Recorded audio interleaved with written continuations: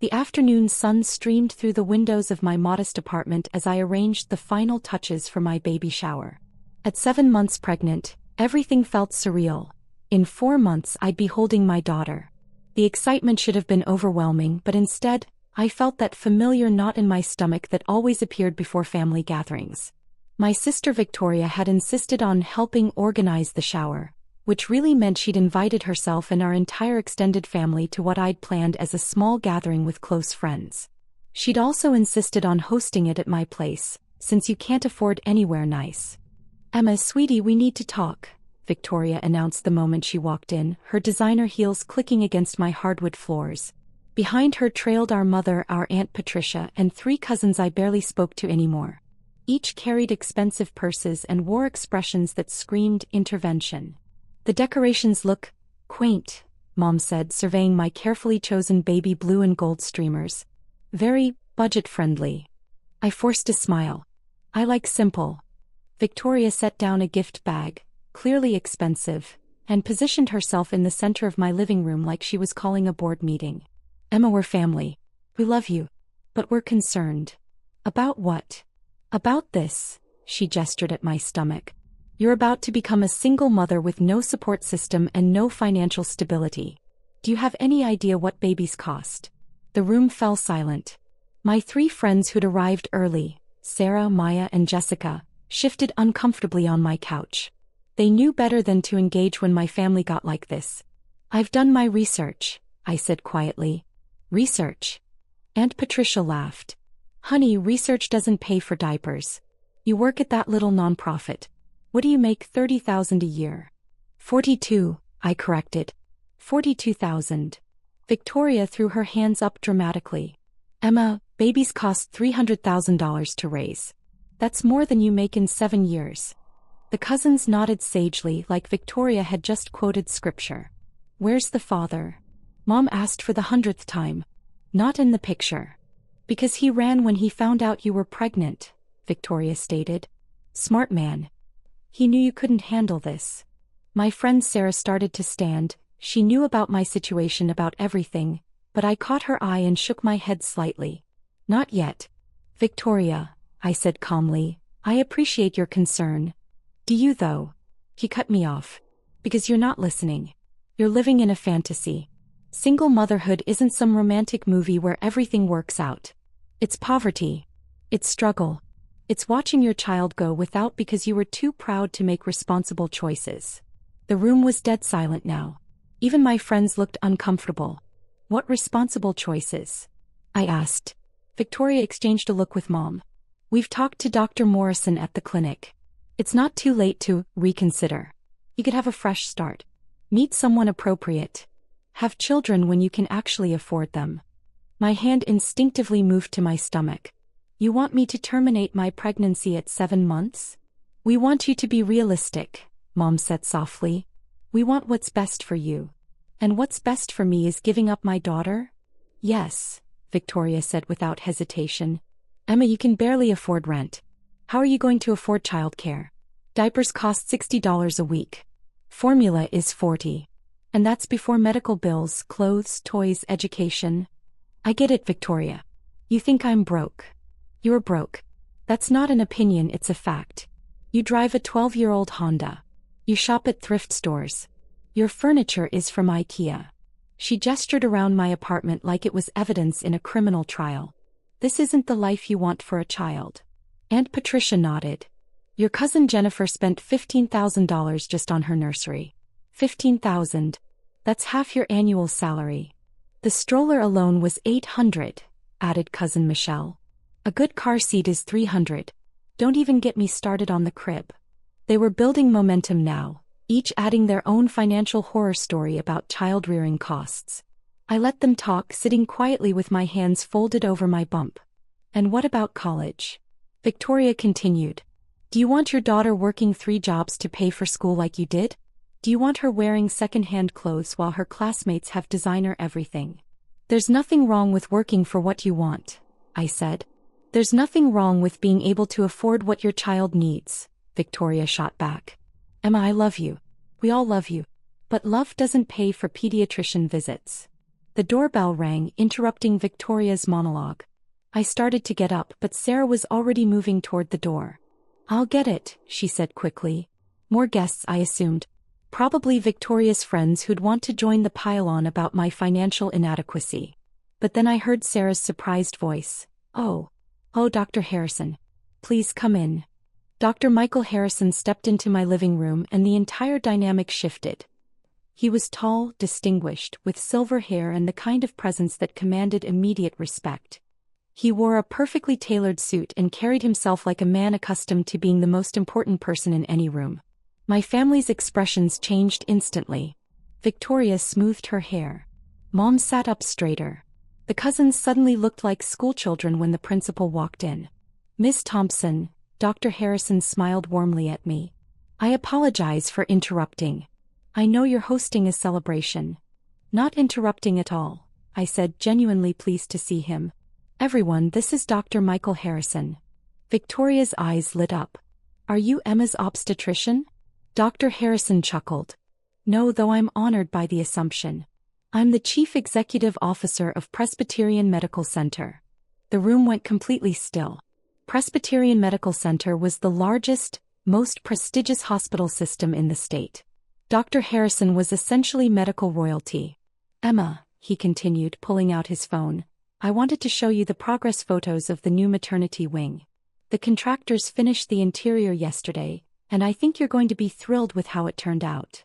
He held out his phone, showing me pictures of a stunning, state-of-the-art maternity ward. Private rooms with floor-to-ceiling windows, advanced monitoring equipment, spa-like amenities. "It's beautiful," I said, though I was watching my family's faces out of the corner of my eye. Victoria looked like she'd swallowed her tongue.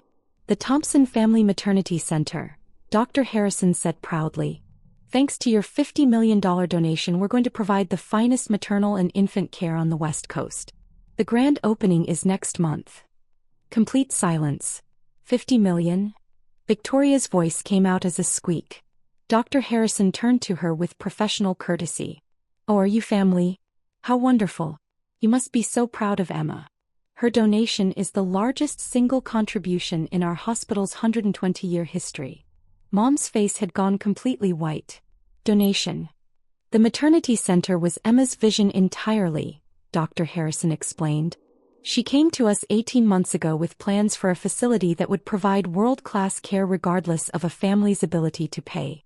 No mother should have to choose between quality care and financial security," she said. "Brilliant woman." Aunt Patricia was gripping the arm of her chair so hard her knuckles were white. Dr. Harrison continued, oblivious to the family drama unfolding around him. "The new wing includes 12 luxury private suites, 2 surgical suites for high-risk deliveries, a level 4 NICU and a comprehensive lactation center. But Emma insisted we also include a community clinic that provides free prenatal care to uninsured mothers." "Free care?" Cousin Michelle managed. "Completely free. Prenatal vitamins, ultrasounds, delivery, postpartum care. Everything. Emma's funding covers it all for the next 20 years. He smiled at me. "She said every child deserves the best possible start in life, regardless of their parents' bank account." Victoria was opening and closing her mouth like a fish. "The truly remarkable thing," Dr. Harrison added, "is that Emma structured the donation through her foundation, so it's just the beginning. The Thompson Foundation for Maternal Health has committed to building similar centers in 12 cities over the next 5 years. We're talking about revolutionizing maternal care nationwide." "Foundation?" Mom whispered. "Oh yes, the Thompson Foundation. Emma established it 3 years ago, I believe. The board includes some incredible people. Dr. Patricia Williams from Johns Hopkins, Senator Morrison, that tech entrepreneur. What's his name? David Chong from Chong Industries."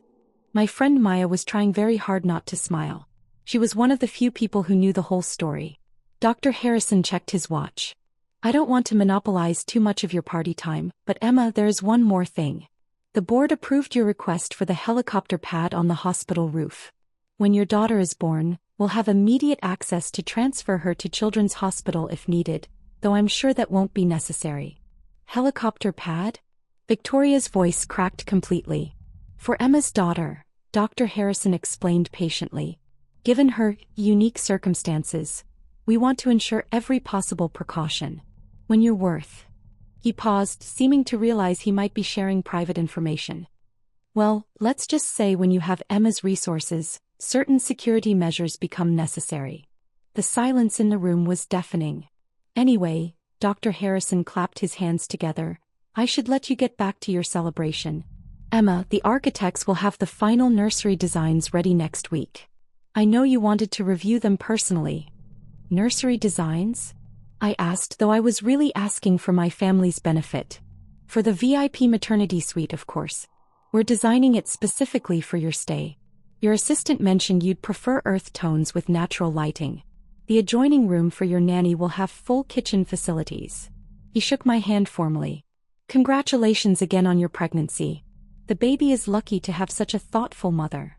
After he left, the room remained silent for a full 30 seconds. Finally, Victoria spoke. Emma, what the hell was that? I settled back into my chair, suddenly feeling much more comfortable. That was Dr. Harrison. I thought I introduced you. The $50 million, Emma. $50 million. Oh, that. I waved my hand dismissively. It seemed like a good cause. A good cause. Aunt Patricia's voice pitched higher. $50 million? Well, the foundation has larger projects. The maternity center was actually one of our smaller initiatives. Mom leaned forward. Emma, where did you get $50 million? I looked at my friends who were all grinning now. This was the moment we'd been waiting for. From my companies, I said simply. Companies? Victoria demanded. What companies? You work at a non-profit. I own a non-profit, I corrected. The Thompson Foundation for Maternal Health. It's one of 17 non-profits under the Thompson Group umbrella. Silence. But your job, Mom started. I don't have a job. I own companies. Sarah finally spoke up. Maybe you should tell them about Thompson Industries. I smiled. Thompson Industries owns 42 companies across 7 industries. We started with medical device manufacturing, then expanded into pharmaceuticals, real estate development, renewable energy, and technology. Victoria was staring at me like I'd grown a second head. The 12-year-old Honda, I continued, is actually a prototype for our new electric vehicle division. We're launching next year. The IKEA furniture was custom designed by our interior design subsidiary. They specialize in sustainable, minimalist aesthetics. This apartment? Mom looked around like she was seeing it for the first time. Is the penthouse of a building I own. The other floors house various Thompson Group offices. It's convenient for meetings. Maya pulled out her phone. Emma, should I show them the Forbes article? Forbes, Cousin Michelle squeaked. Maya held up her phone, showing a Forbes magazine cover with my photo. The headline read, The Invisible Billionaire. How Emma Thompson Built a $4.8 billion Empire While Flying Under the Radar. Victoria grabbed the phone, scrolling frantically through the article. It says here. She read aloud, that you're worth $4.8 billion. That was last quarter, I said. The renewable energy acquisition pushed us over $5 billion last month. Complete silence. Emma, Mom said slowly, why didn't you tell us? I considered the question seriously. Tell you what, that I could afford to have a child. You were so certain I couldn't. I was curious to see how far you'd go. We were trying to help, Victoria protested weakly. By suggesting I terminate my pregnancy at 7 months? Victoria had the grace to look ashamed. Here's what's actually happening, I continued. My daughter will be born in the finest maternity center on the West Coast, which bears her family name. She'll have a team of the best pediatricians in the country. She'll attend the best schools, have every opportunity, and want for nothing. I paused, looking at each family member. But more importantly, she'll be raised to understand that a person's worth isn't measured by their bank account. She'll know that kindness matters more than wealth, that helping others is more valuable than expensive purses, and that family means supporting each other, not tearing each other down. Aunt Patricia cleared her throat. Emma, we didn't know. You didn't know because you didn't ask. You saw my modest car and my simple apartment and assumed I was poor. You never once asked what I did for work or whether I needed help, or how I was feeling about becoming a mother. The room was uncomfortably quiet. For the record, I added, I chose this lifestyle deliberately. I wanted to raise my daughter with normal values, not surrounded by excessive wealth. But that was my choice to make, not yours. Victoria finally found her voice. Emma, I'm sorry. I thought I was being helpful. Were you helpful when you suggested I give up my baby? Or when you said her father was smart to abandon us? Victoria winced. My phone buzzed with a text message. I glanced at it and smiled. Actually, speaking of her father, I said, he'll be here in about 10 minutes. Her father's coming? Mom perked up with interest. David Chong, I said casually. From Chong Industries. Dr. Harrison mentioned him earlier. He's on the foundation board. Sarah grinned. Should I mention that David proposed last month? The room exploded. You're engaged. Victoria shrieked. To David Chong? Mom's eyes were wide. The David Chong who owns half of Silicon Valley? That's the one, I said, admiring my engagement ring. A simple, elegant band that probably cost more than most people's cars. We wanted to wait until after the baby was born to have the wedding, but given today's conversation, maybe we should move it up. I'd hate for you to think I was raising my daughter without a support system. The doorbell rang again. That'll be David, I said, pushing myself up from my chair. He's probably bringing the baby gifts. I walked to the door, leaving my family sitting in stunned silence. David stood in the hallway holding an enormous gift basket and wearing his usual warm smile. He was exactly the kind of man my family would approve of. Successful, handsome, obviously wealthy but not flashy about it. How's my favorite soon-to-be mama? He asked, kissing my cheek. Better now, I said honestly. He looked past me at the crowded living room.